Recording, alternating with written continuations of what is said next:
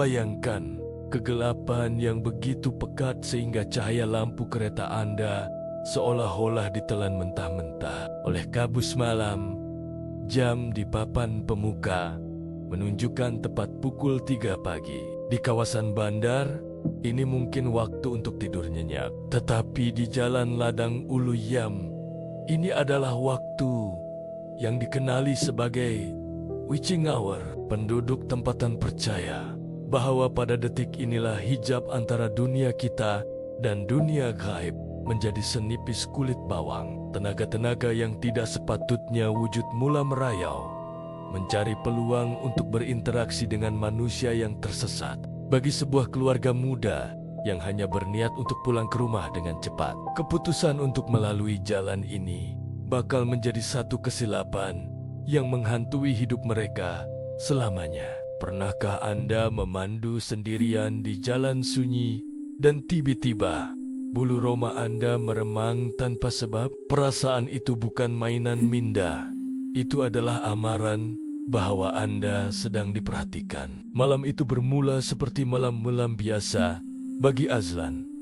Dia memegang stereng kereta dengan erat.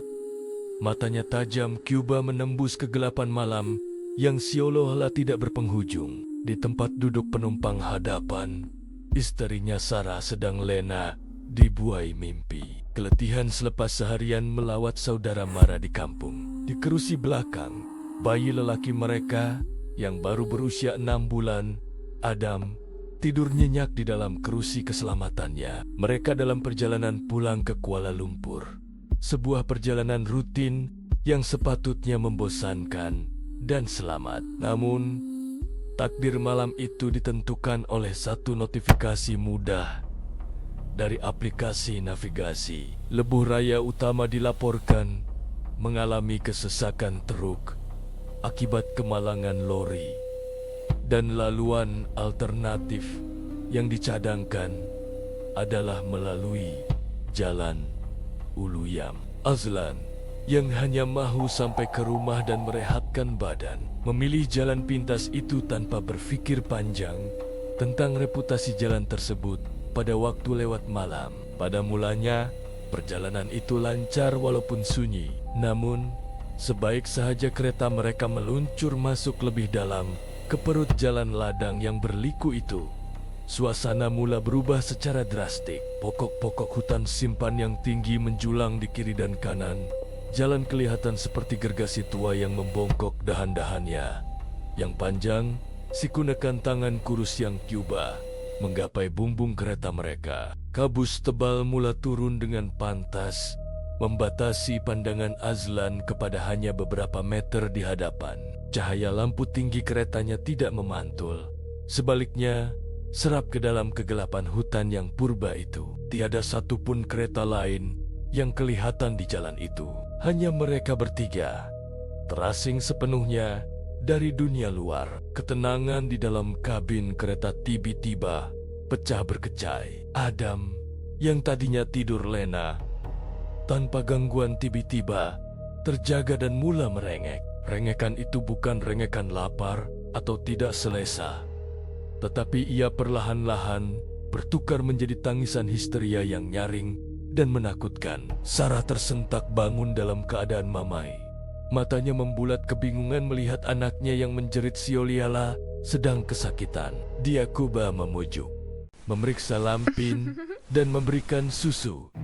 Namun tangisan Adam semakin kuat. Mata bayi itu terpaku pada satu sudut di tingkap belakang kereta, seolah-olah dia sedang melihat sesuatu yang mengerikan di luar sana. Sesuatu yang tidak dapat dilihat oleh mata kasar orang dewasa. Azlan Cuba menenangkan istrinya, mengatakan mungkin ia hanya kembung perut biasa. Tetapi jauh di sudut hatinya, naluri bapaknya mula menjerit bahwa ada sesuatu yang tidak kena. Ketika Azlan Cuba menumpukan perhatian pada jalan yang semakin berliku, matanya beralih sekilas ke papan pemuka. Jantungnya seakan terhenti. Jarum suhu enjin keretanya sedang mendaki naik dengan pantas ke zon merah. Ini adalah sesuatu yang mustahil. Kereta sedan keluaran Jepun itu baru saja diservis sepenuhnya minggu lepas, dan segala minyak serta air telah diperiksa dengan teliti. Azlan menekan pedal minyak, berharap angin malam dapat menyejukkan enjin. Tetapi kereta itu mula tersentik-sentak dengan kasar. Kuasa enjin semakin hilang, seolah-olah ada tenaga haib yang berat sedang menahan kereta itu dari bergerak. Menyedut nyawa daripada mesin itu, sedikit demi sedikit, di satu selekoh tajam yang dikelilingi tebing tinggi dan hutan tebal. Mimpi ngeri mereka bermula. Stereng kereta menjadi berat, terkunci dalam genggaman Azlan apabila sistem kuasa stereng gagal berfungsi. Enjin kereta itu tersedak buat kali terakhir dengan bunyi besi bergeser yang menyakitkan. Sebelum mati sepenuhnya, betel-betel di tengah kegelapan selekoh itu. Segala lampu di papan pemuka padam serentak. Lampu hadapan berkelip sekali, lemah dan tidak bermaya sebelum turut mati, meninggalkan mereka dalam kegelapan yang mutlak dan menyesakkan. Azlan Kuba memutar kunci pencucuh berkali-kali dengan tangan yang mula menggeletar. Bunyi krek, krek, krek dari starter bergema kosong di dalam kabin. Namun enjin tetap membisu siolwala. Ia telah mati sejak bertahun lamanya. Dia memandang jam digital di papan pemuka yang masih menyala samar-samar menggunakan baki tenaga bateri terakhir. Angka itu bersinar dengan warna hijau yang menakutkan. Pukul 3 pagi. Tepat. Azlan menarik napas panjang. Kuba mengawal rasa panik yang mula menjalar di dadanya. Kesunyian yang menyusul di luar kereta bukanlah kesunyian yang damai. Bunyi cengkerik dan unggas hutan yang sepatutnya memekakan telinga tiba-tiba mati secara serentak. Hutan itu tidak tidur. Hutan itu sedang menahan napas, menunggu sesuatu untuk memulakan permainannya. Tanpa pilihan lain yang munasabah, Azlan terpaksa memberanikan diri untuk keluar dari perlindungan kereta itu bagi memeriksa enjin. Dia menolak pintu kereta dengan perlahan. Bunyi engsel yang sedikit berkarat memecahkan kesunyian malam yang mencengkam, seolah-olah memberi amaran kepada penghuni hutan tentang kehadirannya. Berbekalkan hanya cahaya lampu suluh dari telepon bimbitnya yang malap, dia melangkah keluar ke atas jalan tar yang lembab dan dingin. Suasana di luar jauh lebih menakutkan daripada apa yang disangkakan. Kegelapan di situ bukan sekadar ketiadaan cahaya, tetapi sejenis kegelapan pekat yang terasa hidup dan menekan dada. Semasa dia membuka penutup bonnet hadapan, uap panas menerpa wajahnya. Namun, belakang lehernya meremang kesejukan yang luar biasa. Azlan menyadari dengan serti-merta bahwa dia sedang diperhatikan, bukan oleh hayuan liar, tetapi oleh sesuatu yang berdiri kaku di antara batang-batang pokok balak besar di pinggir hutan itu. Dia tidak berani menoleh ke arah hutan, takut jika apa yang dilihatnya nanti akan mematahkan semangatnya untuk terus bertahan. Sementara itu, di dalam kereta yang semakin panas, Sarah memeluk erat tubuh kecil Adam yang masih menangis tanpa henti. Matanya meliar memandang sekeliling dalam ketakutan. Kuba mencari puncak kegelisahan anaknya. Tiba-tiba, dia terpaku melihat cermin pandang belakang. Satu kelibat kain putih yang lusuh dan kotor melintas dengan pantas di belakang kereta, seolah-olah terbang tanpa memijak tanah. Nafasnya tersekat di kerongkong. Dia mahu menjerit, memanggil suaminya, tetapi suaranya terkunci rapat. Belum sempat dia memproses apa yang dilihatnya, kereta itu tiba-tiba bergegar dengan kuat. Ia bukan gegaran angin lalu, tetapi gegaran fisikal yang kasar dan berat. Seolah-olah ada sesuatu yang sangat besar baru sahaja melompat naik ke atas bumbung kereta mereka. Bunyi suspensi kereta berkeriut nyaring menahan beban tambahan itu. Diikuti bunyi cakaran kuku yang tajam menyeret perlahan di permukaan logam tepat di atas kepala mereka. Azlan Yang mendengar bunyi aneh itu dari luar, terus meluru masuk semula ke tempat duduk pemandu dan mengunci pintu serti-merta dengan tangan yang menggeletar. Pada ketika itulah, satu bau yang amat busuk mula meresap masuk ke dalam ruang kabin yang tertutup rapat itu. Ia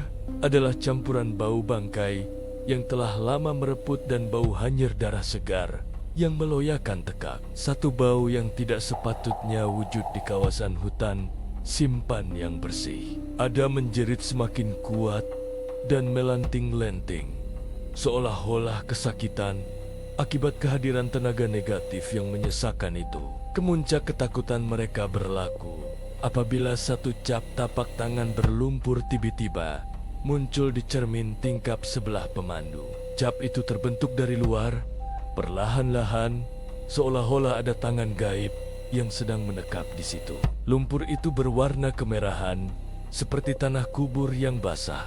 Jari-jarinya runcing dan panjang luar biasa, jauh berbeza daripada anatomi manusia normal. Namun, apabila Azlan memandang keluar tingkap itu, tiada sesiapapun yang berdiri di situ.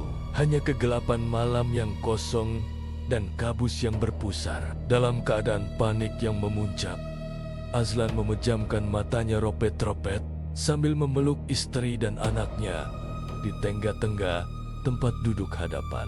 Mulutnya kumat kamit membaca segala ayat suci yang terlintas di pikirannya, memohon perlindungan daripada gangguan yang tidak diundang ini. Masa terasa berjalan begitu perlahan.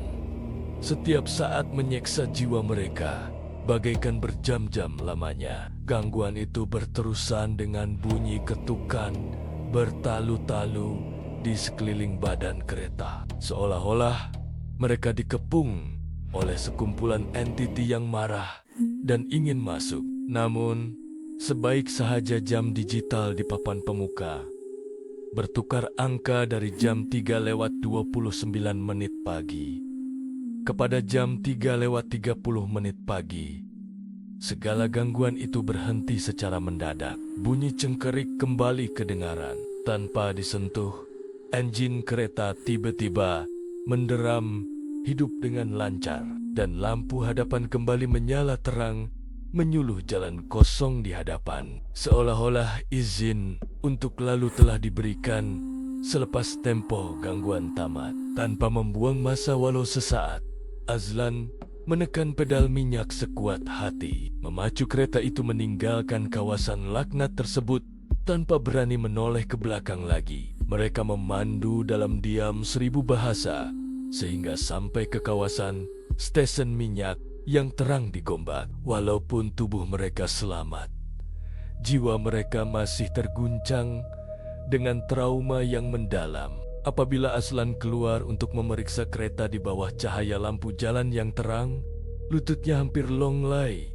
melihat bukti kejadian tadi. Di atas bumbung kereta terdapat satu kesan lekuk yang besar dan dalam, seolah-olah bekas duduk sesuatu yang amat berat yang tidak mungkin dilakukan oleh manusia atau hayuan biasa. Jika Anda pernah melalui jalan ini dan merasakan kereta Anda berat secara tiba-tiba, jangan berhenti, teruskan memandu, dan jangan sesekali melihat cermin pandang belakang. Langgan saluran ini untuk lebih banyak kisah benar yang akan membuatkan Anda tidur bertemankan lampu.